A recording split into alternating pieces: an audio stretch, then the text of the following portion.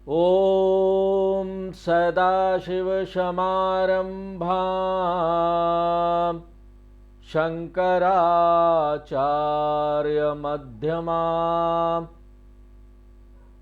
अस्मदाचार्यपर्यन्तां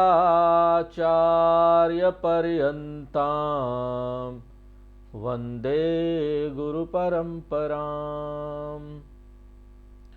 ॐ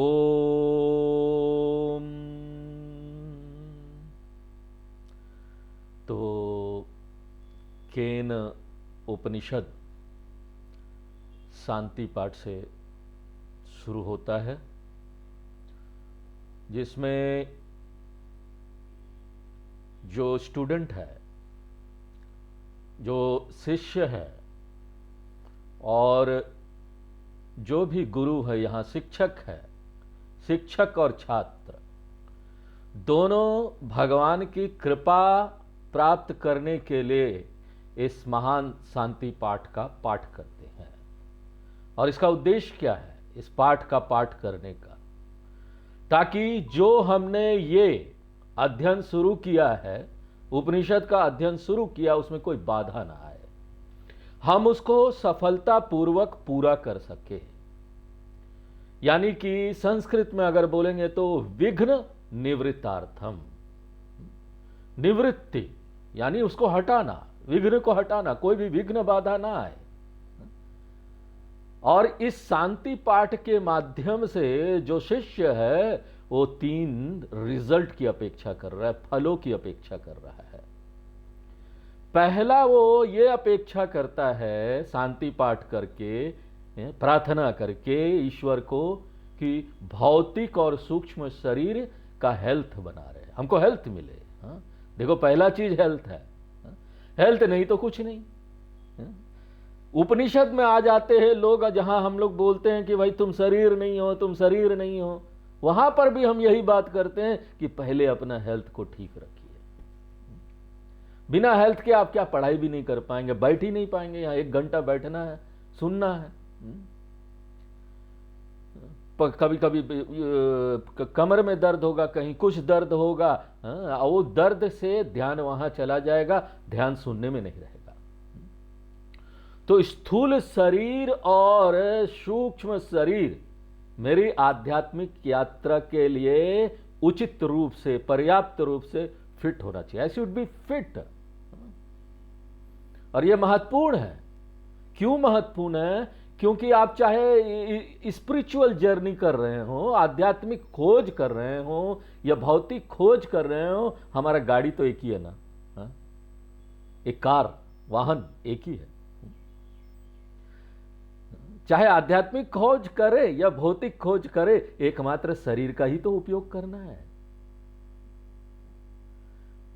और जिस इंद्रियों से आप यहां पर भौतिक संसार का भोग कर रहे हैं, उसी इंद्रियों का उपयोग यहां आध्यात्मिक यात्रा में भी करना है।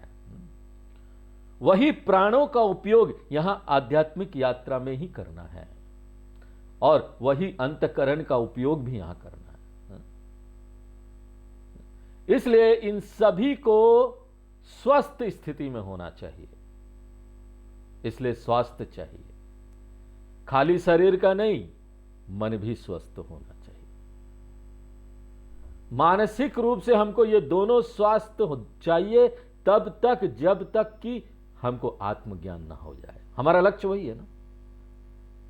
आई नीड मोक्षा, मुक्ति चाहिए मुझे। क्योंकि आत्मज्ञान के बाद कोई बात नहीं, अगर हेल्थ ठीक भी नहीं रहा ना, यही तो आत्मज्ञान लाभ देता है हमको। अगर हेल्थ ठीक भी नहीं रहा तो हमारी मानसिक शक्ति, मन की शक्ति इतनी बढ़ जाती है कि ना हम किसी भी तरह के परिस्थिति का सामना कर सकते हैं।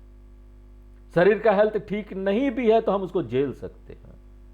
इसलिए हे प्रभु, मुझे स्वास्थ्य प्रदान करें। तो ये हो गया प्रार्थना का पहला भाग।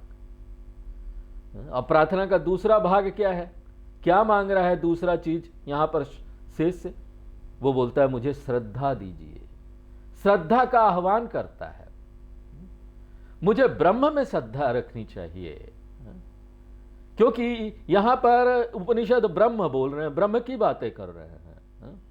उपनिषद में जो भगवान है वो ब्रह्म है, और दोनों में हमको विश्वास रखना चाहिए, सिर्फ निर्गुण नहीं, सगुण और निर्गुण ब्रह्म दोनों में मुझे तब तक विश्वास रखना चाहिए तब जब तक मुझे स्पष्ट रूप से ये पता ना चल जाए कि वो क्या है। तो श्रद्धा ये दूसरा भाग है, बहुत महत्वपूर्ण। और तीसरा भाग ये है कि ना हम कुछ कर नहीं जा रहे ना, ज्ञान प्राप्त करना है। हमारे पास पात्रता होनी चाहिए, क्वालिफिकेशन होनी चाहिए, योग्यता होनी चाहिए। शंकराचार्य जी ने बड़ी डिटेल में बताया है तत्वबोध में, इसलिए हम लोग बोलते हैं ना, अगर आपको गीता पढ़ना है, आपको उपनिषद पढ़ना है, वेदांत का ज्ञान प्राप्त करना है, तो सबसे पहले तत्वबोध अच्छी तरीके से पढ़ लीजिए, कंठस्थ कर लीजिए उसको, और वहां पर याद कर लीजिए कि ये क्या पात्रता है, क्या क्वालिफिकेशन है जो मेरे अंदर होना चाहिए अगर मुझे आत्मज्ञान का लाभ प्राप्त करना है। तो याद है, हम लोगों ने 2-2 बार तत्वबोध का अध्ययन किया, आपको याद होगा। इसको बोलते हैं साधन चतुष्ट संपत्ति, और ये कोई प्रॉपर्टी नहीं है। जब संपत्ति बोलते हैं आप लोगों को तो पता होगा, लेकिन कोई और सुन रहा होगा यूट्यूब पर तो वो सोचेगा संपत्ति बोल रहे हैं, इसका मतलब हमको पैसा उसे जमा करना है क्या? Banking, my bank balance should be very very high. यहां कोई बैंक बैलेंस की जरूरत नहीं है। 3 कपड़ा हो, खाने को मिल जाए, मकान हो, रोटी कपड़ा मकान पर्याप्त है। शास्त्र बोलते हो कोई संपत्ति है ही नहीं। संपत्ति क्या है? साधन चतुष्ट संपत्ति। 4 गुण होने चाहिए हमारे अंदर अगर हमको ये ज्ञान का लाभ प्राप्त करना। ये महान ज्ञान है, हिमालय में ऋषि मुनियों को प्राप्त हुआ, उन्होंने दुनिया जीत लिया इससे। तो जब इतना बड़ा चीज आप प्राप्त करने जा रहे हैं तो योग्यता तो होनी चाहिए। यहां तो IIT IIM नौकरी प्राप्त करने के लिए कितना प्रीलिम्स दो, मेंस दो, IAS IM, तो ये तो क्वालिफिकेशन चाहिए। ये योग्यता दो भगवान, ताकि हम इस ज्ञान को प्राप्त कर सके, और प्राप्त करने के बाद भी यह योग्यता रहे ताकि ज्ञान का जो लाभ है ना पूरे जीवन बना रहे। इसलिए सभी योग्यताएं मेरे अंदर हो।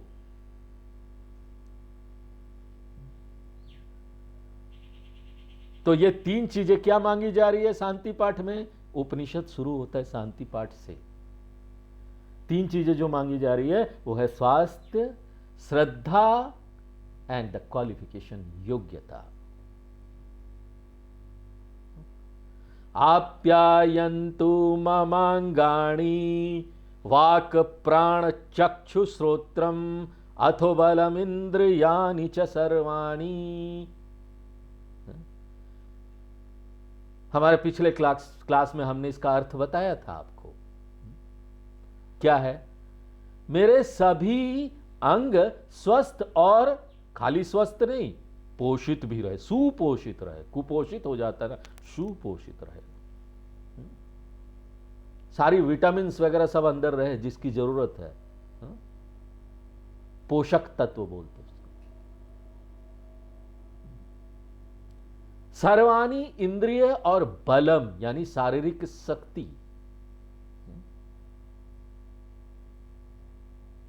वो पूरी तरह से हो मेरे अंदर ताकि मैं अपने उद्देश्य को प्राप्त कर सकूं।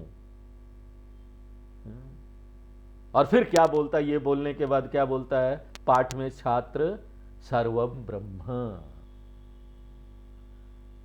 तो ये जो छात्र है बड़ा पढ़ा लिखा है, ऐसे ही कोई शब्द वो नहीं बोल रहा है। अगर वो बोल रहा है सर्वम ब्रह्म, ब्रह्म कौन जानता है? जो उपनिषद पढ़ा हो थोड़ा, हमने भी मुंडक उपनिषद पढ़ा, लेकिन वो समझा नहीं है। अभी जान तो गया कि सर्वम ब्रह्म, क्योंकि अभी तो वो शिष्य है, छात्र है, अभी पूरी तरह से उसका अध्ययन पूरा नहीं हुआ है, सब कुछ समझ में नहीं आया है। उसको शब्द पता चल गया, ये ब्रह्म है, सर्वम ब्रह्म है। यहां सब कुछ ब्रह्म है, इसके अलावा कुछ नहीं। सर्वम सब कुछ, पूरी सृष्टि ब्रह्म के अलावा कुछ नहीं है। और ब्रह्म से अलग कोई दुनिया नहीं। There is no world separate from Brahman. ये दुनिया भी ब्रह्म ही है। सर्वम ब्रह्म, ब्रह्मार्पणम ब्रह्म हवि ब्रह्माग्नो ब्रह्मणाहुतम ब्रह्मेव तेन गंतव्यम ब्रह्म कर्म समाधिना। इसका क्या मतलब हुआ? हर चीज से, सिद्धांत से हमको निष्कर्ष निकालना चाहिए कि इसका क्या मतलब हुआ। इसका मतलब हुआ कि गलत समझा हुआ ब्रह्म को ही जगत कहा जाता है। हम जानते नहीं कि जगत ब्रह्म है, गलत समझ लिया, इसलिए जगत बोल रहे हैं, इसलिए हमको समस्या आ रही है। सही समझ क्या है? ये जगत पूरा ब्रह्म है। और यही मूल वेदांतिक शिक्षा है, बेसिक।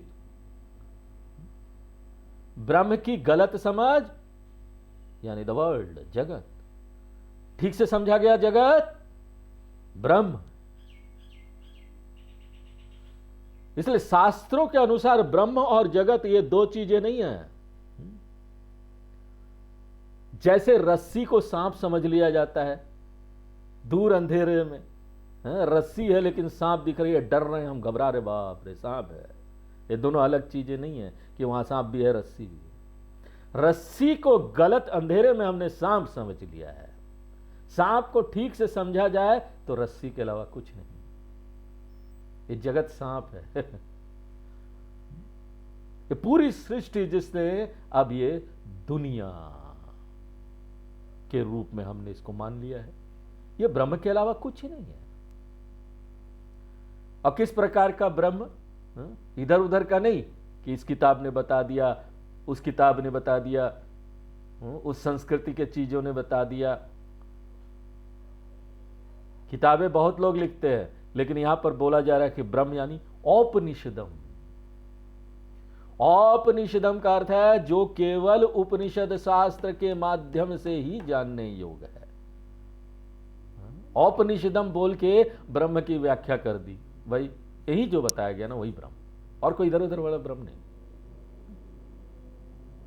इसका अर्थ है जो केवल उपनिषद के माध्यम से जाना जा सकता है, जिसे आप एज्यूम करके, अपने आप एजम्पशन करके, धारणा बनाकर, अनुमान लगाकर नहीं जान सकते।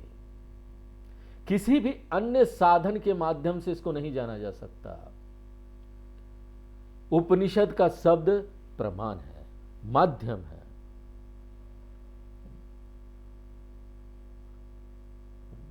तो आगे छात्र क्या बोलता है? माहम ब्रह्म निराकुर्याम, मैं इस ब्रह्म के अस्तित्व को कभी भी ना अस्वीकार ना करूं। It is there. इतनी श्रद्धा तो मेरे में हो, अभी तक जाना नहीं लेकिन मानू तो कि है। जब तक मैं उपनिषदों का अध्ययन नहीं करता, मेरे पास ब्रह्म को जानने का कोई उपाय नहीं है, क्योंकि ब्रह्म केवल उपनिषद के माध्यम से ही जानने योग्य है। मैं अपने इंद्रियों से, आंख से, कान से, त्वचा के माध्यम से छू के, टच करके मैं ब्रह्म को नहीं देख सकता। और बहुत बहस करके, तर्क लगाकर हम सोचेंगे कि हम ब्रह्म को जान ले, वो भी माध्यम नहीं है। इसलिए हमारी टेंडेंसी क्या होती है? तुरंत हम क्या करना चाहते हैं?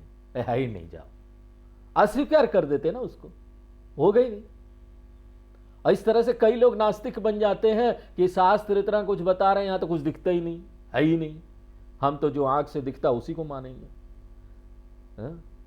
जो कान से दिखाई सुनाई देता उसी को मानेंगे। आप समझ लीजिए कि ये जो ब्रह्म है ना, उसको आप वैज्ञानिक तरीकों से टेस्ट करके नहीं जान सकते।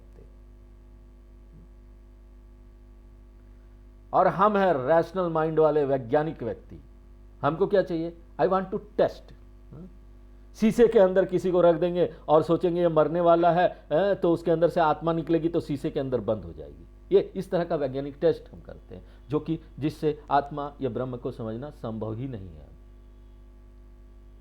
और जैसे ही हम ये जानते हैं कि नहीं, धारणा से, अनुमान से नहीं समझ पा रहे, विज्ञान से टेस्ट नहीं कर पा रहे, तो इसका अस्तित्व ही नहीं है। और हमको बड़ा प्राउड फील होता है ना, I don't accept anything which is not scientific. हम बड़ा प्राउड करते हैं कि हम तो स्वीकार ही नहीं करेंगे वो चीज जो साइंटिफिक नहीं है। और छात्र देखो कितना अच्छा है, उसको सब पता है कि प्रोसेस क्या है, इसको जानने का प्रक्रिया क्या है।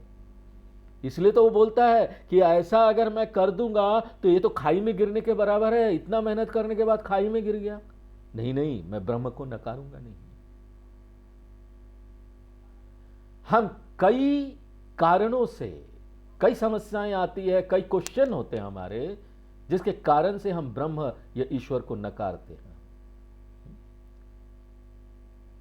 क्योंकि ईश्वर के संबंध में बहुत सारे प्रश्न हैं, उसका उत्तर ही हमको नहीं पता।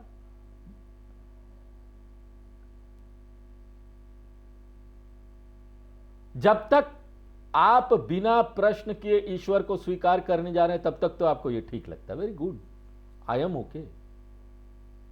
जैसे हम क्वेश्चन करना शुरू करते हैं ना, वहां पर समस्या आनी शुरू हो जाती है। और जो बेसिक क्वेश्चन लोग पूछते हैं कि ईश्वर ने इस संसार को क्यों बनाया, ये वर्ल्ड देखिए कितना दुख है इसमें, और जब वर्ल्ड बनाया तो उसने हम सब ऐसे लोगों को क्यों नहीं हमको बना देते, पड़ोसी को क्यों बनाया, इतना तकलीफ दे रहा। घर परिवार में भी झगड़ा, हमको बनाया, उसको क्यों बनाया।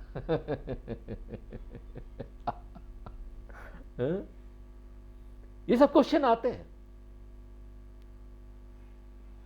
और अगर सबको बनाया तो काहे यहां पर ना ऐसे लोग बनाए जो हमको पिन प्रिकिंग करते हैं। अच्छे लोग नहीं बना सकते थे क्या? कितना अधर्म करते हैं, देखो झगड़ा करते हैं कितना, मेरी बात नहीं सुनते। ऐसा अच्छा व्यक्ति क्यों नहीं बनाया जो मेरी सब बातों को सुनता, मैं जैसा बोल रहा हूं वैसा ही करता। नैतिक अच्छा धार्मिक व्यक्ति क्यों नहीं बनाया भगवान ने? ये सब लोगों को तो भगवान ही बनाया ना। और हम ये भी बोलते नहीं भगवान किसी को बदल नहीं सकते, यहां पर लोग गलत गलत काम कर रहे हैं। अगर ऐसा भगवान नहीं कर सकते तो ऐसा कौन सा भगवान है? सर्वज्ञ और सर्वशक्तिमान आप बोलते हैं, सब कुछ जानते हैं, सब कुछ कर सकते हैं, ऐसा क्या भगवान? यहां पर तो दुख ही दुख है। और इसी कारण से दूसरे धर्म के लोग ना कन्वर्ट भी कर देते हिंदुओं को। अब गांव वगैरह में जाएंगे, वहां उनको ये सब क्वेश्चन का आंसर नहीं पता, और वो उसका फायदा उठाते हैं। मिशनरी वाले जाते हैं, और झारखंड में तो कितने लोगों को उन्होंने कन्वर्ट कर दिया, गांव गांव कर दिया। अब आदिवासी बचे ही नहीं झारखंड में। अब एक बार कन्वर्ट हो गए तो क्या आदिवासी? कुछ क्वेश्चन पता नहीं, वो आते हैं बोलते देखो तुम्हारा भगवान बड़ा कमजोर है, मेरा भगवान है देखो, ये जैसे ईसा मसीह है, ये देखो ये क्या क्या कर सकते हैं, एक दो चमत्कार कर देंगे, हाँ तो आबा। तो हमको भी ईसा मसीह का ही पालन करना चाहिए, क्योंकि क्वेश्चन का आंसर नहीं पता, इसलिए बेवकूफ बना देते। आप बोलते हैं यहां पर भगवान सर्वज्ञ और सर्वशक्तिमान है, और दूसरी तरफ ये वही भगवान है जिसने ऐसी दुनिया बनाई। रात को मच्छर इतना काट देते हैं हमको, सुबह उठो तो शुरू हो जाता है कहां कमाना है, कहां से आज पैसा आएगा, ये सब काम करना है। सारी समस्याओं से भरी हुई ये दुनिया है, इतने अपराधी लोग, इतने धोखेबाज लोग, इतनी बीमारियां हैं। बीमारियां भरी पड़ी है, कहां से आ जाएगा पता नहीं। कोरोना आई तो लोग कितने परेशान हो गए थे। यहां हिंसा है, लोग एक दूसरे को मार रहे हैं, बुराई है। जितने भी यहां पर दर्शन है, उसमें सबसे बड़ा सवाल यही है कि ये बुराई क्या है, सबसे बड़ा प्रश्न। यदि हम बोलते हैं कि भगवान, भगवान मीन्स एवरीथिंग इज गुड ना, सब कुछ अच्छा है ना, तो फिर बुराई के लिए जगह ही कहां होनी चाहिए? इसलिए मैं नहीं मानता ऐसे ईश्वर को, मैं नहीं मानता ऐसे सर्वशक्तिमान के रूप में स्वीकार करने के लिए मैं सक्षम नहीं हूं।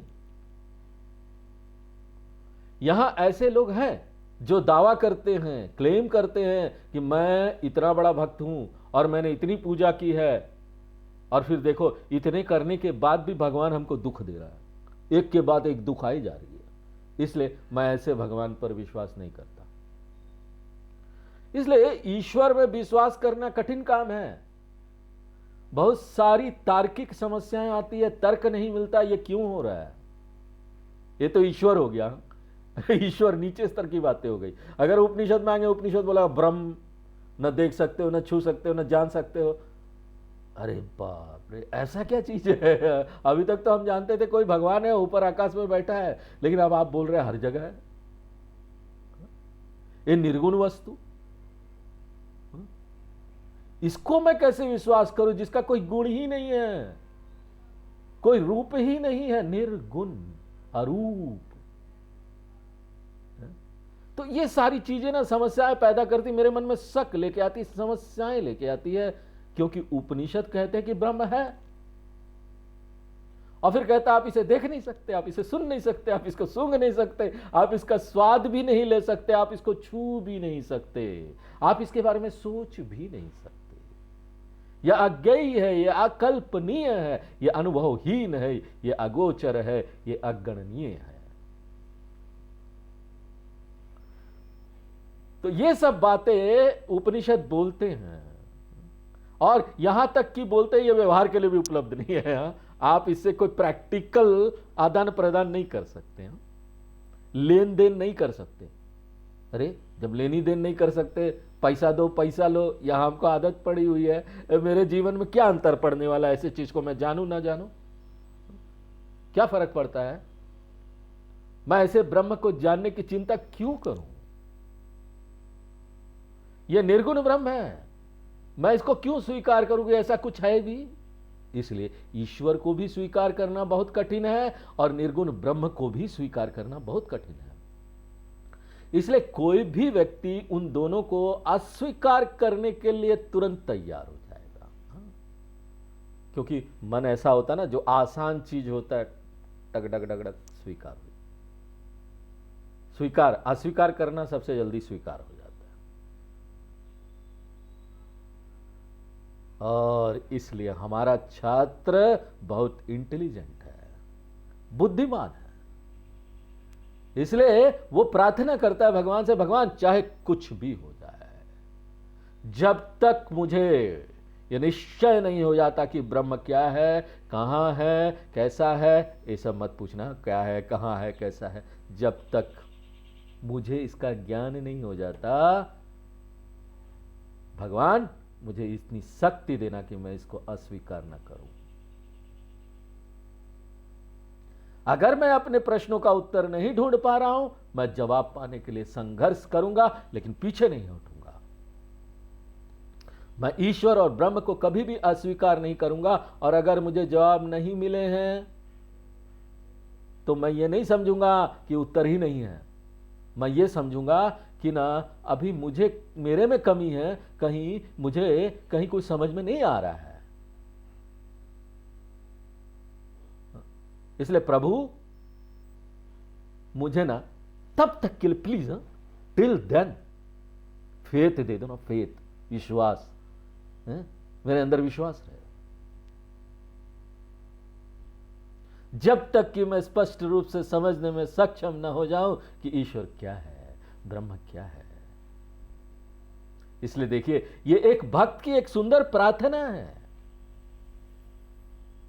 एक और भक्त है, वो सुंदर प्रार्थना करता है, तब तत्वम न जानामि कीदृशोषि महेश्वरा। हे प्रभु, आप किस प्रकृति के हैं मैं नहीं जान पा रहा हूं। आप पुरुष हैं कि महिला है, ये दोनों का मिश्रण है। आप ऊर्जा हैं, ऊर्जा से परे हैं, क्या है आप यहां हैं, वहां हैं, हर जगह है कि नहीं है? मैं नहीं जानता कि आपका स्वभाव क्या है, लेकिन एक बात है मैं जानता हूं, यदृशोषि महादेवा तदृशाय नमो नमः। आपका स्वभाव जो भी हो, उस स्वभाव को मैं अपना दंडवत प्रणाम करता हूं। या मेरी सीमा है, मेरी लिमिटेशन है कि मैं नहीं जान पा रहा हूं, ये आपका इसमें कुछ नहीं है, आपकी कोई सीमा नहीं है। इसलिए छात्र, शिष्य बड़े उत्साह के साथ भगवान से प्रार्थना करता, उनकी स्तुति करता है। अहम ब्रह्म मां निराकुर्याम, मैं नास्तिक न बनूं, अनीश्वरवादी भी न बनूं, मुझे आस्तिक रहना है, मुझे श्रद्धा रखना है, और केवल मुझे ही ब्रह्म या ईश्वर को स्वीकार नहीं करना चाहिए। अपनी तरफ से खाली मैंने बोला मुझे अस्वीकार ना हो, किंतु ना मां मां ब्रह्म निराकरोद, ईश्वर भी मुझे अस्वीकार न करे, ईश्वर भी मुझे अस्वीकार न करे। तो देखो दो मां है, मां मां, पहला मां है ना करने दे, दूसरा मां है मैं, इसलिए ईश्वर मुझे अस्वीकार न करे, इसलिए मां मां। ये वो मामा नहीं है, मामा जी आ गए नहीं। संस्कृत में बड़ा समझना पड़ता है ये सारी चीजें, बेसिक संस्कृत का ज्ञान हो, नहीं भी हो तो ज्ञान तो हो ही जाएगा। अगर कोई आचार्य हो दूसरी भाषा में बताने वाले तो बता देंगे। मैं ब्रह्म को अस्वीकार न करूं, ईश्वर मुझे अस्वीकार न करे। ईश्वर की अस्वीकृति का क्या अर्थ है? मुझे ईश्वर का कृपा मिलता रहे, मुझे इसका फायदा मिले। और चूंकि श्रद्धा एक बहुत महत्वपूर्ण पात्रता है, श्रद्धा शास्त्रीय अध्ययन का मूल आधार है, इसलिए छात्र इसे फिर से दोहराता है, अनिराकरणम अस्तु, अनिराकरणम में अस्तु, दोहराया है उसने। मैं भगवान को अस्वीकार ना करूं, और यही नहीं, भगवान भी मुझे न त्यागे नहीं, प्लीज गॉड एक्सेप्ट मी। इसलिए मेरा भगवान के प्रति भक्ति बनी रहे, और भगवान मेरे प्रति अनुग्रह करुणा का संचार करे। अनिराकरणम अस्तु, अनिराकरणम में अस्तु। तो इसके साथ ही ये प्रार्थना का जो दूसरा भाग था ना, वो समाप्त हुआ। पहले भाग में क्या था? हेल्थ मांगा गया। दूसरे भाग में क्या मांगा जा रहा? विश्वास, श्रद्धा। और प्रार्थना का तीसरा भाग क्या है? मुझे सभी क्वालिफिकेशन प्राप्त हो जाए। तदात्मनि निरते मयि, मैं ब्रह्म में रुचि रखता हूं। निरता का अर्थ है जो न दृढ़ प्रतिबद्ध है, एक जुनून होना चाहिए, इसको जाने बिना मैं रुकूंगा नहीं। और इससे पहले कि ये शरीर चला जाए, I should know what is this world, I should know what is ब्रह्मन।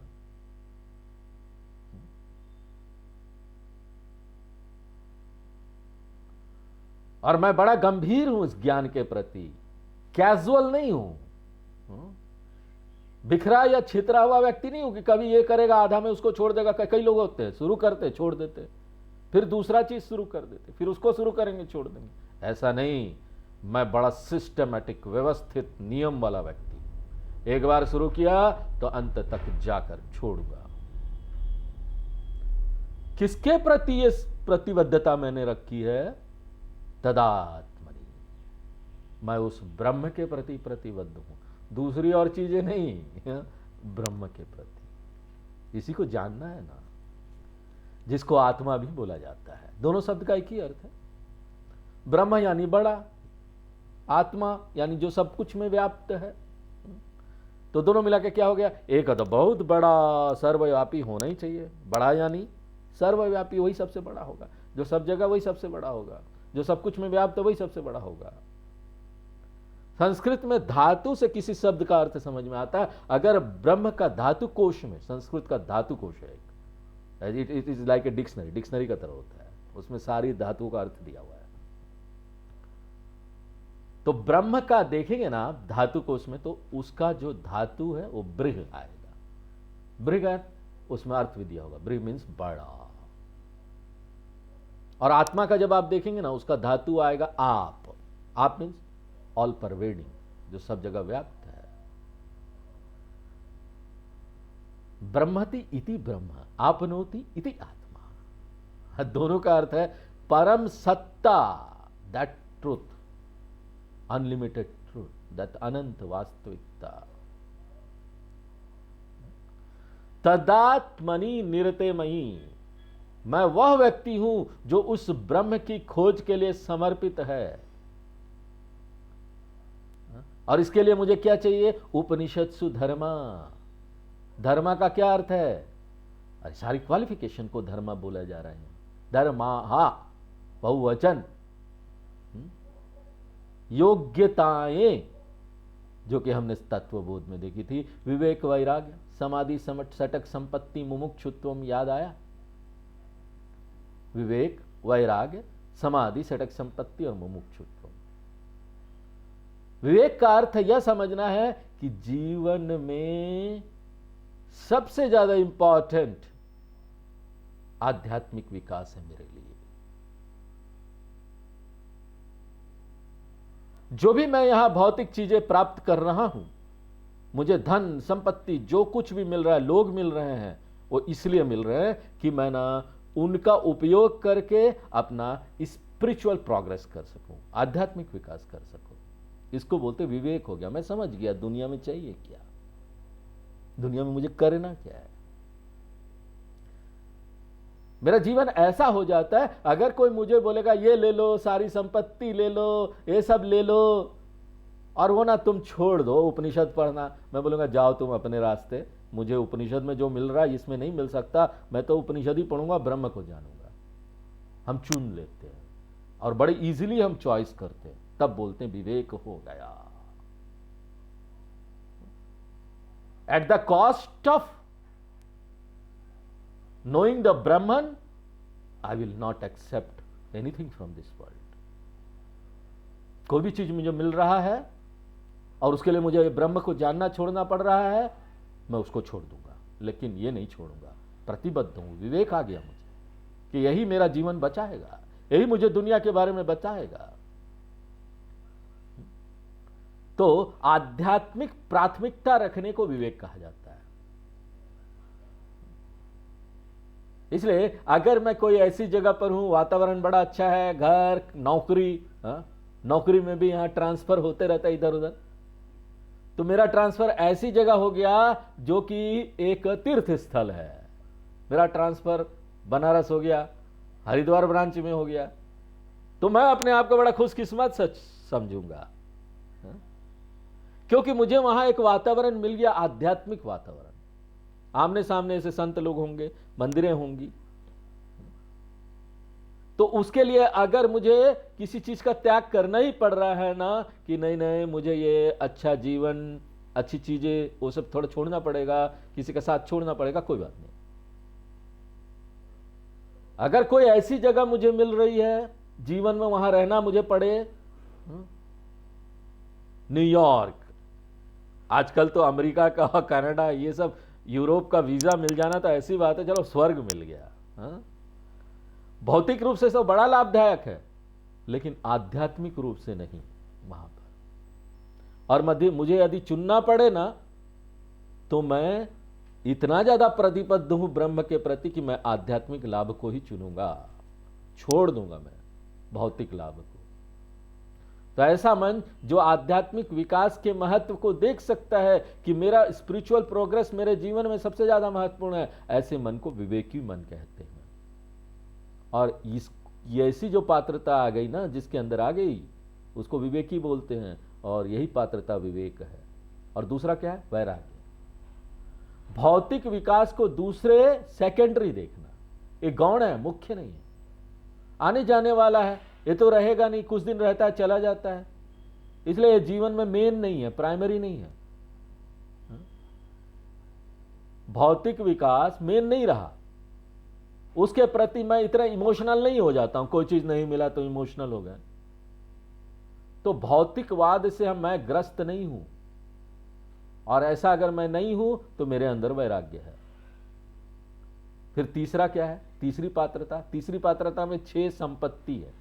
समाधि, सटक, संपत्ति, ये अनुशासन भी बोलते हैं।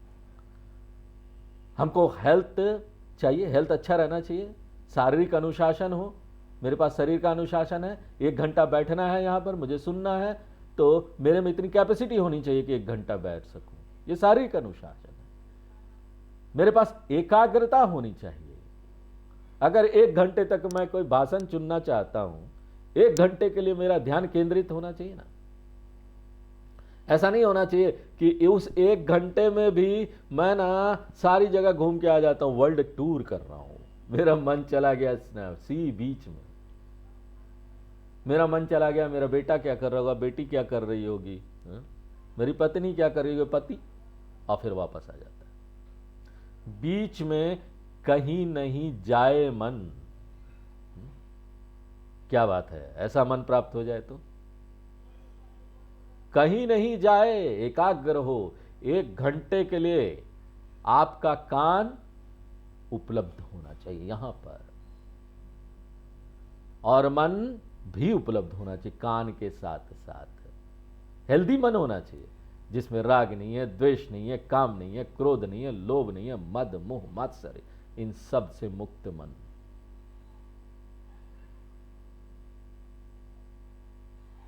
मन में ये सारे गुण होने चाहिए, इसलिए मुझे ये सब नैतिक गुण चाहिए। मन, ऐसा मन होना ही स्वस्थ मन का सूचक है। भावनात्मक रूप से स्वस्थ मन अगर है तो वो नैतिक रूप से सद्गुणी मन है। धर्म के बिना आप मन को अच्छा नहीं रख सकते। अगर जीवन में धर्म नहीं है, मनवाणी का संयम नहीं है, तो ना आपका मन शांत नहीं रहेगा।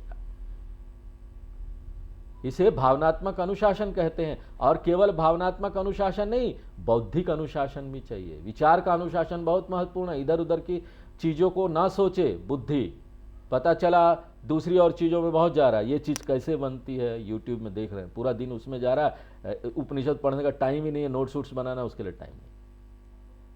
इसलिए आपके पास एक तार्किक विवेकशील मन होना चाहिए ताकि हम इस शिक्षा को समझ सके। इस प्रकार शारीरिक एकाग्रता, भावनात्मक और बौद्धिक अनुशासन, ये तीसरी योग्यता है। और अंत में सबसे चौथी योग्यता क्या है? मुमुक्षुत्वम, इच्छा होनी चाहिए ना। इच्छा के बिना कोई किसी से जबरदस्ती कुछ करा सकता है क्या? आपकी इच्छा नहीं होगी, आप यहां नहीं बैठेंगे। आपको इसका फायदा नहीं समझ में आएगा, आप नहीं बैठेंगे। आंतरिक स्वतंत्रता की इच्छा, मैं अभी गुलाम हूं, मैं जानता हूं मुझे इससे छूटना है। दुनिया मुझे चिड़चिड़ा बना देती, इरिटेट हो जाता हूं, मुझे असुरक्षित, इनसिक्योर हो जाता हूं। मैं दुनिया का और अपने आसपास के लोगों का गुलाम हूं। वो तय करते हैं कि मुझे कब खुश रहना है, कब नहीं। ये गुलामी कब खत्म होगी भगवान?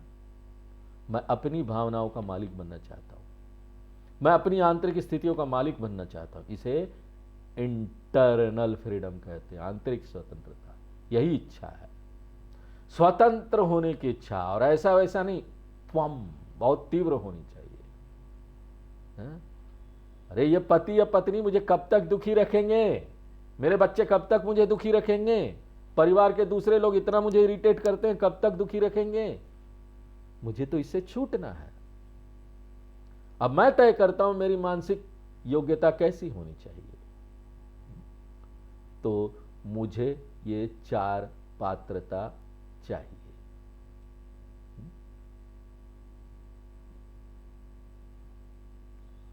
मुझे इसके लिए प्रयास करना है। केवल हम ही अपने प्रयास के लिए माध्यम हो सकते हैं। भगवान नहीं आके बोलेंगे चलो हम तुमको ठेल देते हैं, प्रयास कर लो। चुपचाप हाथ धर के बैठेंगे तो कुछ होगा क्या? इसलिए मुझे जो करना है मैं करता हूं, इसके अलावा है भगवान मुझे आपकी कृपा चाहिए। ये नहीं कि खाली मेरे ही करने से हो जाएगा। और छात्र भगवान की कृपा की भूमिका की सराहना भी करता है, इसलिए वो इसको दूसरी बार दोहराता है, ते मयि संतु, ते मयि संतु। उसके बाद ओम शांति शांति शांति। यानी कि 3 जो स्रोत है जिससे बाधाएं आती है, वो जब तक हम उपनिषद का अध्ययन कर रहे हैं तब तक ये शांत आए रहे, कोई बाधा ना आए। ओम शांति शांति शांति। आदिदैविक अलौकिक शक्तियां, यानी फिर आध्यात्मिक और भौतिक, ये तीनों से मुझे कोई बाधा नहीं आए। तो इसके साथ शांति पाठ समाप्त हो गया। और सभी जो सामवेद के उपनिषद है ना, उसके लिए यही शांति पाठ है। अब यहां से उपनिषद शुरू होता है। प्रथम खंड प्रथम मंत्र हम लोग पढ़ेंगे। पहले खंड का पहला मंत्र। येनेशितं पतति प्रेषितं मनः, येनेशितं पतति प्रेषितं मनः, केन प्राण प्रथम प्रैतियुक्तः, न प्राणः प्रथम प्रैतियुक्तः, येनेशितां वाचमिमां वदन्ति, येनेशितां वाचमिमां वदन्ति, चक्षुश्रोत्रं क उदेवो युनक्ति, चक्षुः श्रोत्रं क उदेवो युनक्ति। तो ये पहला मंत्र है। और मैंने आपको बताया था कि उपनिषद में 4 चैप्टर है, 4 अध्याय है, और प्रत्येक अध्याय को यहाँ खंड कहा जाता है। खंड का अर्थ है अध्याय। तो अभी हम पहले खंड में प्रवेश कर रहे हैं, पहला अध्याय। और ये एक बहुत छोटा सा उपनिषद है, इसमें केवल 20-25 मंत्र हैं, लेकिन छोटा होने के बावजूद भी बड़ा शक्तिशाली है। मिर्च की तरह, छोटा मिर्च होता है ना, वो बहुत तीखा होता है। हाँ? छोटे मिर्च की तरह है ये उपनिषद, बहुत तीखा है, शक्तिशाली। और उपनिषद शुरू किससे होता है? केन शब्द से शुरू होता है, और इसलिए उपनिषद को केन उपनिषद कहा जाता है। ये पहले शब्द केन है, इसलिए उपनिषद का नाम केन है। और यह भी गुरु शिष्य संवाद के रूप में है।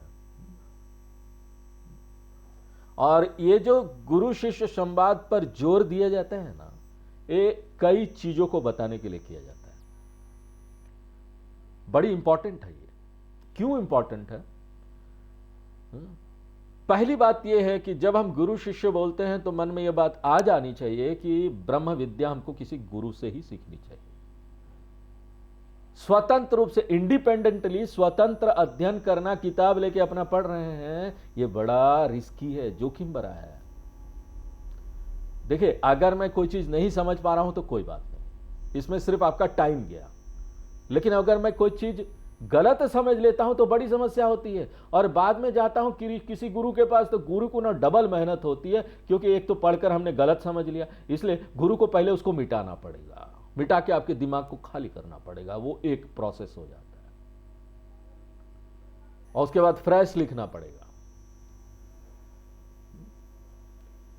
इसलिए हम ऐसे लोगों को ना, अब आ जाए सुनने तो आ जाए, लेकिन कई लोग कई ऑर्गेनाइजेशन से जुड़े हुए हैं जो खाली योग के बारे में बताएंगे, खाली वो इतना उनका श्रद्धा है उस संस्था के प्रति कि वो जो उन्होंने बता दिया है कि यज्ञ करो, खाली यज्ञ, हवन करो, हवन करो। कुछ एक ऐसे हरिद्वार और इधर संस्थाएं हैं, और वो एक चीज को लेकर चढ़े हैं, उन्होंने बहुत बड़ी संस्था बना दी इसी चीज को लेकर, योग को लेकर। तो वो जगह से अगर व्यक्ति जुड़ गया तो उसके दिमाग में लिख जाता है कि वो श्रद्धा हो गई, वहां से छूटना मुश्किल है। फिर गुरु को बड़ी मेहनत है, वो बात उसको, वो एक ही बात करेंगे, हाँ यज्ञ कर ले, ब्रह्म को जान जाएंगे, कर लो भैया यज्ञ, अगर ब्रह्म को जान ले तो ठीक है। नहीं योग कर ले, आसन। नहीं पतंजलि महर्षि ने बोला है कि समाधि से सब कुछ हो जाएगा, तो कर लो। फिर उसको समझाना पड़ता है कि समाधि से क्यों नहीं हो सकता। इसलिए देखो, जब गुरु शिष्य बोलते हैं ना, तो हमको ऐसे चीज गुरु से ही सीखना चाहिए। हम चाहे कितने भी पढ़े लिखे क्यों ना हो, हम बहुत बड़े होंगे, किसी कंपनी में डायरेक्टर होंगे, पूरे प्रधानमंत्री होंगे, अमेरिका का प्रेसिडेंट होंगे, हमने IIT IIM से पढ़ाई की होगी, गूगल का CEO होंगे, माइक्रोसॉफ्ट का CEO बन जाएंगे, कुछ भी बन जाओ, कितना भी पढ़े लिखे हो, कितना भी एक्सपीरियंस हो। नहीं हमने तो IAS, I am retired IAS, मेरे पास इतना ज्ञान है, नया, फिर भी अपने आप नहीं पढ़ना। नहीं आई नो 15 लैंग्वेज, ना, फिर भी अपने आप नहीं पढ़ना। संस्कृत का तो मैं पंडित हूं, फिर भी अपने आप नहीं पढ़ना।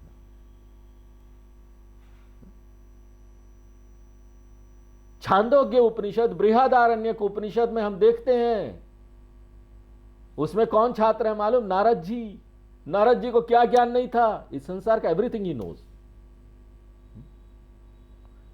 फिर भी वो गुरु के पास जाते हैं। इसलिए आप कितना भी विद्वान कोई क्यों ना हो, जितने भी बड़े संस्कृत के महापंडित क्यों ना हो, जितने भी बड़े वेद पाठी क्यों ना हो, वेद जानते हो, लेकिन जब आप वेदांत में आते हैं ना, ब्रह्म को जानने, कभी भी अपने आप मत पढ़िए, स्वतंत्र रूप से अध्ययन मत कीजिए। हम देखते हैं यहां पर कि कोई शिष्य है जो बड़ी हम्बली, विनम्रता पूर्वक गुरु के पास गया था। यह पहला चीज है, यह पहला इंपॉर्टेंस है कि हमको संवाद का यहां पर समझना पड़ेगा कि यह संवाद क्यों हो रहा है। और दूसरा क्या है, हमको संवाद का रूप समझना आसान होता है। जब संवाद होता है ना, तो हमको आसानी से ग्रास्पिंग हो जाती, समझ जाते हैं। देखिए, आपके पास कोई पुस्तक होती है ना, उसमें पैराग्राफ पैराग्राफ पैराग्राफ होती है, तो आपको ना बड़ी बोरिंग लगता है वो पढ़ने में, समझने में। लेकिन एक पुस्तक होती है जिसमें डायलॉग होता है, वो उसको कुछ बोल रहा है, उसको कुछ बोल रहा है, आपको इंटरेस्टिंग भी लगता है। क्वेश्चन पूछा गया, तुरंत वो कम्युनिकेट होता है ना, तो समझना आसान हो जाता है। डायलॉग वाला में समझना आसान हो जाता है। और देखेंगे हम कि हम यहां उपनिषद पढ़ रहे हैं ना, हमको जो भी क्वेश्चन आएगा ना, बाद में उपनिषद के विद्यार्थी के मुंह से वही क्वेश्चन निकलेगा। इसलिए शंकराचार्य जी लिखते, ये जो मेथड है ना, गुरु शिष्य कम्युनिकेशन मेथड, डायलॉग मेथड, संवाद मेथड, इसके लिए लिखते हैं सुखार्थम प्रतिबोधनार्थम। सुखार्थ प्रतिबोधनार्थम, आसानी से समझने के लिए ये जो प्रोसेस है, शिक्षण पद्धति है, ये सुविधाजनक है। ये दूसरा महत्व है। पहला महत्व यह है कि इंडिपेंडेंट अध्ययन नहीं करना चाहिए, गुरु के पास जाओ। दूसरा, ये इजी होता है समझना, इस तरह का प्रोसेस। और तीसरा महत्व क्या है, हम देखते हैं कि प्रत्येक उपनिषद का जो छात्र है ना, वो ज्ञान उसने अपने गुरु से सीखा है। और जब आप अपने गुरु के पास जाते हैं तो वो कहता है कि मैंने इसे अपने गुरु से सीखा है, और उसके पास जाएंगे तो बोलेंगे मैंने इसको अपने गुरु से सीखा है। उसे गुरु गुरु गुरु गुरु, इसका क्या मतलब है? ये एक परंपरा से नीचे आई है, इसका कोई शुरुआत नहीं। आप देखेंगे इसका उसका उसका किसने पहले दिया, ये अनादि परंपरा है। हमारा वंश होता ना पीढ़ी दर पीढ़ी, मैं अपने माता पिता की वजह से यहाँ हूँ, मेरे माता पिता अपने माता पिता अपने माता पिता अपने माता पिता, अनादिकाल से चला आ रहा है। कब शुरुआत हुई कहना कठिन है। पहला इंसान कब आया, आज भी वैज्ञानिक लोग ढूंढ रहे हैं। एक इथोपिया में एक हड्डी ढूंढ लेते हैं, बोलते ना हमको पता चल गया है कि पहला इंसान, जो आर्टिकल आ जाता बड़ा बड़ा, पहला इंसान जो है ना 4 अरब साल पहले आया था। और उसके बाद पता चलता है दूसरा एक जगह कहीं और अफ्रीका में दूसरी हड्डी मिल गई, ये 5 अरब हो गया। नहीं, पहला इंसान 5 अरब साल पहले आया था। कभी श्योर ही नहीं है कि क्या हुआ था। विज्ञान में कोई चीज श्योरिटी के साथ तो है नहीं। इसलिए हमें पता चलता है कि जो उपनिषद के ऋषि हैं वो भी इसको ट्रांसफर किए हैं। उन्होंने वेद को लिखा नहीं, वो सिर्फ पाइपलाइन थे, वेद ट्रांसफर हुआ उनके माध्यम से। उन्होंने उसको हाथ भी नहीं लगाया चेंज करने के लिए। ये बड़ी प्राचीन शिक्षा है। और देखिए, इतना प्राचीन होते हुए भी आज भी वैलिड है, जीवित है, फ्रेश है। आज भी ये अपना प्रभाव जबरदस्त दिखाती है। इसलिए हमको इससे क्या पता चलता है, जब हम बोलते गुरु शिष्य संवाद, क्या पता चलता है कि ये पुरानी शिक्षा है, ये कोई एक्सपेरिमेंट नहीं है, देखा भाला है। I can believe in it, I can get it, because कितने सारे आचार्यों ने इसको प्राप्त किया है। तो गुरु शिष्य संवाद पद्धति तीसरा महत्व है। और कुछ उपनिषदों में गुरु और शिष्य के नाम दिए गए हैं, जैसे मुंडक उपनिषदों में मुंडक उपनिषद में हमको पता चल गया था, शौनको हवे महाशालः अंगिरसम विधिवदुपस्सनम प्रपक्षः। मुंडको उपनिषद में शौनक शिष्य थे, अंगिरस गुरु थे। तो शौनक उवाचा, अंगिरस उवाचा से हम जान जाते थे गुरु बोल रहा है कि शिष्य बोल रहा है। लेकिन हम यहां देखेंगे कि गुरु शिष्य का नाम ही नहीं है केन उपनिषद में। इसलिए शंकराचार्य जी बोलते हैं कि हमको यहां बोलना पड़ेगा कि देखो यहां शिष्य ने बोला या गुरु ने बोला, तो गुरु शिष्य को लेके आना पड़ेगा, सप्लाई करना पड़ेगा। ये प्रोसेस है। और क्यों सप्लाई, ऐसा वैसा थोड़ी ना कि हम सप्लाई कर दिए, जोड़ दिए कहीं भी, हम कैसे जानते हैं? देखो, पहला मंत्र प्रश्न है ना, प्रश्न कोई गुरु तो करेगा नहीं, इसलिए पहला कौन होना चाहिए? शिष्य। और दूसरा मंत्र से आगे सब पूरा आपको इसी का उत्तर मिलेगा। इसलिए आपको यह मानना ही होगा कि कोई शिष्य है, कोई गुरु है। इसलिए पहले मंत्र को पढ़ने से पहले हमको शिष्य उवाच जोड़ना पड़ेगा। जिस तरह से गीता में ना अर्जुन उवाच, तो यहां शिष्य उवाच से शुरू करना पड़ेगा। एक शिष्य ने एक प्रश्न पूछा। अब आप प्रश्न तो अपने आप में बहुत डीपर प्रश्न है, गहरा प्रश्न है। इसलिए हमको इस प्रश्न से पता चलता है कि जो स्टूडेंट है ना, वो ऐसा वैसा नहीं है, इधर उधर से कुछ सुन के आ गया और बोल दिया, ऐसा नहीं है। बड़ा पढ़ा लिखा स्टूडेंट है, जानकार है, उपनिषदों के बारे में जानता है, बहुत अध्ययन किया है, इसलिए उसका प्रश्न बड़ा एडवांस प्रश्न है। अब प्रश्न को समझना है। प्रश्न को समझने के लिए हमको स्टूडेंट के लेवल पर आना पड़ेगा। विद्यार्थी जो है, शास्त्रों में जो कुछ मौलिक विचार है उसको जानता हुआ सा प्रतीत होता है। और वो मौलिक विचार क्या है? नंबर 1, विद्यार्थी जानता है कि भौतिक शरीर पदार्थ से बना है। हम सभी जानते हैं ना, this is all material body, शरीर पदार्थ से बना है। इसलिए शरीर प्रकृति में भौतिक है। इसलिए आप चाहे विज्ञान के अनुसार ले ले या शास्त्र के अनुसार ले ले, शरीर इज ए मटेरियल। अगर आप विज्ञान के अनुसार चले तो वो ये कहेगा शरीर में ना बड़ा सा केमिकल है, इतने सारे ये एलिमेंट है। बायोकेमिस्ट्री के बारे में बात करेगा, इसमें से ये सारे तत्व है, एल्युमिनियम है, लोहा है, निकल है, हाइड्रोजन है, पोटेशियम है, ऑक्सीजन है, जो भी नाम ले, शरीर में सभी वो केमिकल है। क्यों? क्योंकि जब ये सब कुछ अपनी मात्रा में नहीं रहता ना, असंतुलन हो जाता है, इम्बैलेंस होता है, तो हमको शरीर में समस्या आनी शुरू होती है। और ये साबित हो चुका है, हम जानते हैं कि शरीर केमिकल से बना है। क्यों? क्योंकि बीमारी को ठीक करने के लिए ना रसायन मिलते हैं, हमको दवाई खाते हैं। तो नंबर 1, शरीर प्रकृति में भौतिक है, केमिकल दवाई खा के हम इसको ठीक भी करते हैं, इसलिए केमिकल को ठीक करता है। तो अगर शास्त्रों के अनुसार चले तो शरीर 5 तत्वों से बना है। शरीर में पृथ्वी है, इसका जो ठोस भाग ये अर्थ है, शरीर में पानी है, आप जानते हैं बिना वाटर के शरीर रहेगा ही नहीं, शरीर को वही आकार भी देता है। और शरीर का तापमान आप जानते हैं 98.4 हमेशा बना हुआ रहता है, इसका माने अग्नि भी है। और हम सांस लेते हैं ना, हवा भी है। और हम एक जगह घेरते हैं ना, अंदर भी खाली जगह, बाहर भी वो भी खाली जगह, आकाश है। कुछ लोग मोटे होते तो ज्यादा जगह लेते हैं, पतले होते कम जगह लेते हैं। इसलिए क्या कंक्लूजन निकलता है कि शरीर जो है ना अचेतन है, इसमें चेतना नहीं है, ये जड़ है, अपना कोई जीवन नहीं है इसमें। शरीर इज जस्ट मटेरियल। जैसे अपने सामने आप कुर्सी, टेबल, चेयर, कटोरी, गिलास, सब ये सब देखते नहीं, it is a material body. तो स्थूल शरीर जो बाहर से देख रहे अचेतन है। फिर दूसरी बात जो छात्र जानता हुआ प्रतीत होता है वो यह है कि जो शरीर दिखाई नहीं देता, जो सूक्ष्म अंदर का शरीर है, हमने तत्वबोध में पढ़ा था ना, 17 चीजें हैं सूक्ष्म शरीर में, 5 ज्ञानेन्द्रियां, 5 कर्मेंद्रियां, 5 प्राण, मनश्चैका, बुद्धिश्चैकम, सूक्ष्म शरीरम, 17 अंगम, 5 5 5 15 + 2 17। हम यहां मुख्य रूप से ले सकते कि मन, छात्र जानता है कि मन भी ना पदार्थ से बना है। आप कैसे इसको प्रूव कर सकते हैं मन पदार्थ से बना है? देखिए, विज्ञान अभी तक ये नहीं समझ पाया कि मन क्या है, वो अभी भी इसमें खोज कर रहे हैं। क्या मन ब्रेन को बोलते हैं या कुछ और है जो ब्रेन में नहीं है?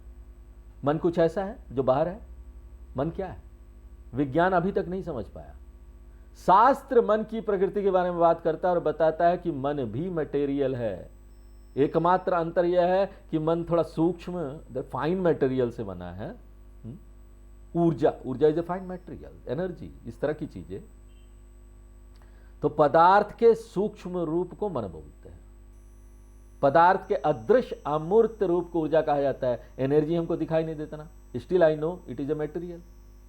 इसी तरह मन भी पदार्थ का सूक्ष्म रूप है। और इस बात पर भी बहुत विवाद है कि क्या मन का इलाज आप काउंसलिंग करके करना चाहिए, दवाई दे के करना चाहिए। कई साइकोलॉजिस्ट लोग होते हैं, कई मनोचिकित्सक लोग होते हैं,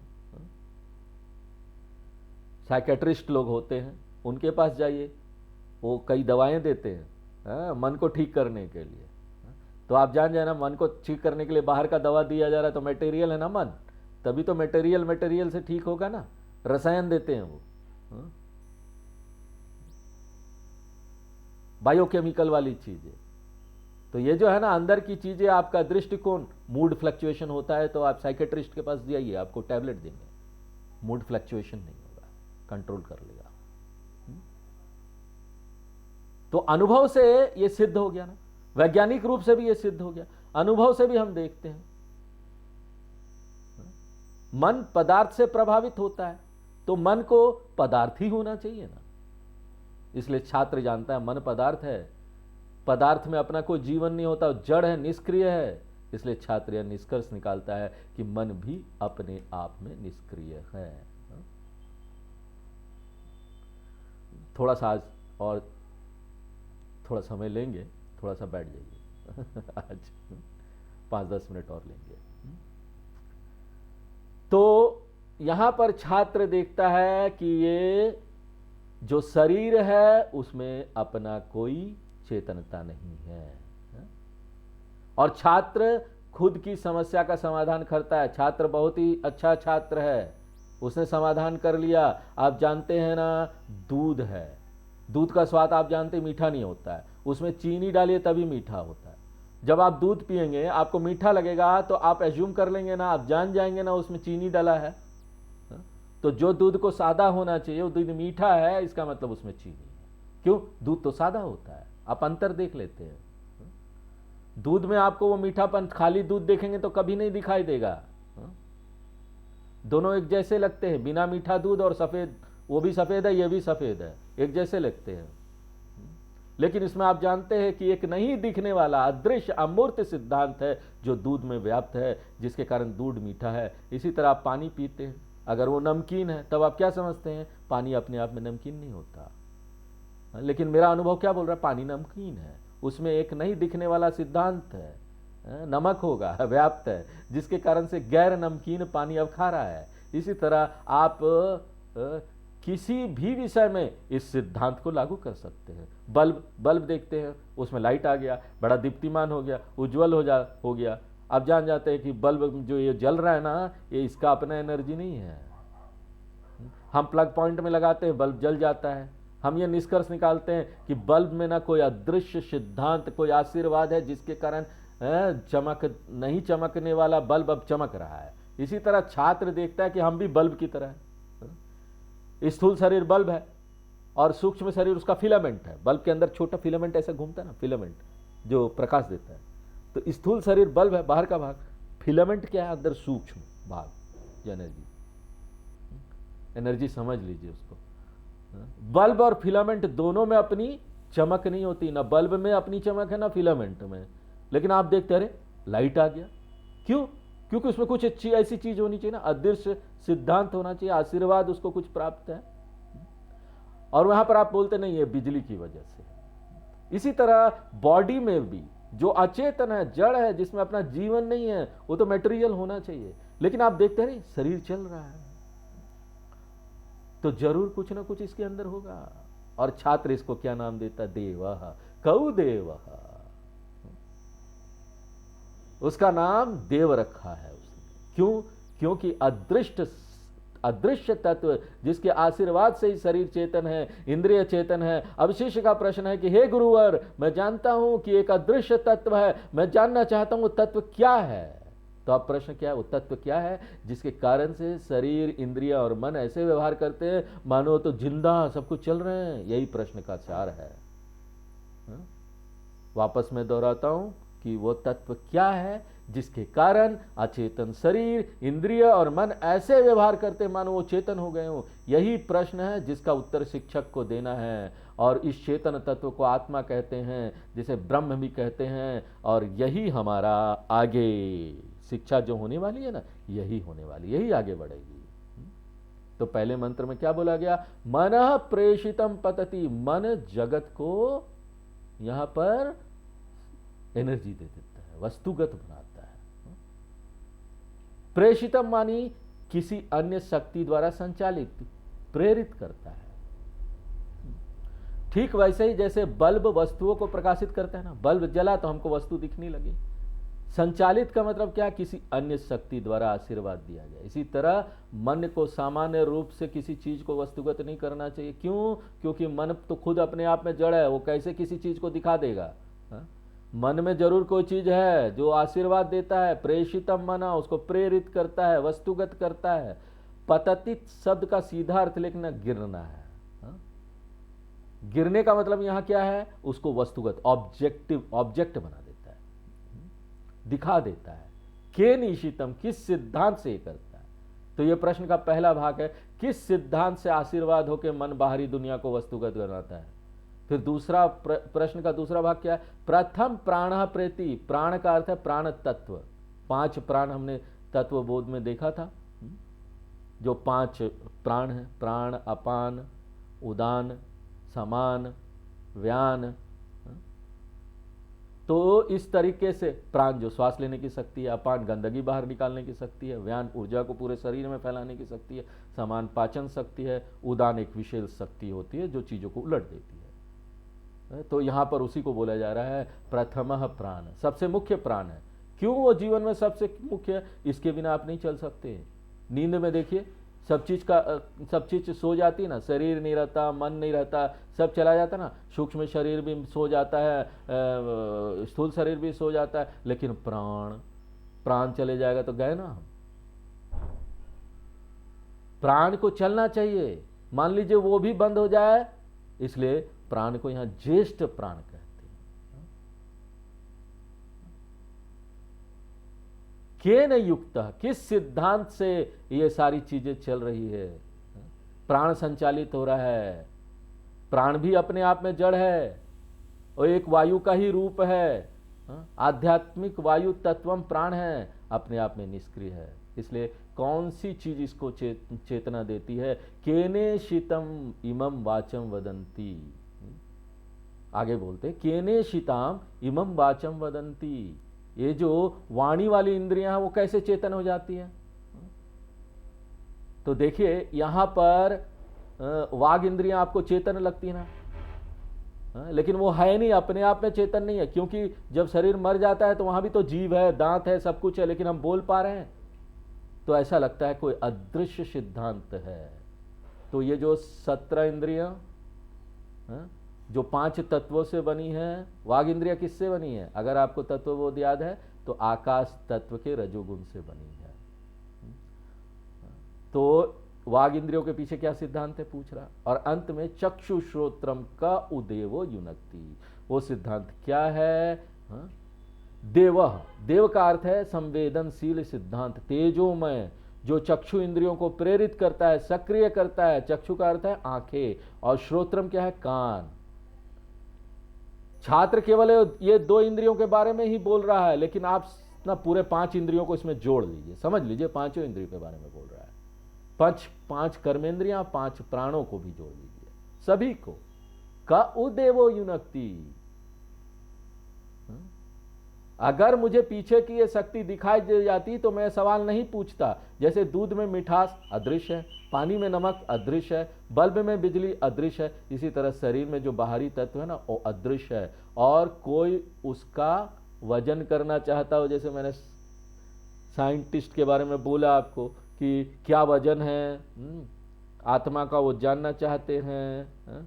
इसलिए शरीर से पहले शरीर का वजन ले लो आत्मा के साथ, आत्मा निकल गया फिर लो तो शरीर और भारी हो जाता, आपको वजन क्या पता चलेगा? आत्मा का वजन क्या है नहीं जाना जा सकता। किसी वैज्ञानिक तरीके से नहीं जान सकते कि ये चेतनता क्या है। कोई भी तरीका हमको ये नहीं बता पा रहा है, इसलिए मुझे बताओ गुरुजी, आप बताइए। और पूरा केनोपनिषद यही उत्तर देने जा रहा है। और शिक्षक इसी के बारे में बात करने जा रहे हैं, जो कि हम लोग अगले क्लास में देखेंगे। आज यहीं विराम देते हैं। ओम पूर्णमदः पूर्णमिदं पूर्णात् पूर्णमुदच्यते पूर्णस्य पूर्णमादाय पूर्णमेवावशिष्यते। ओम शांति शांति शांति।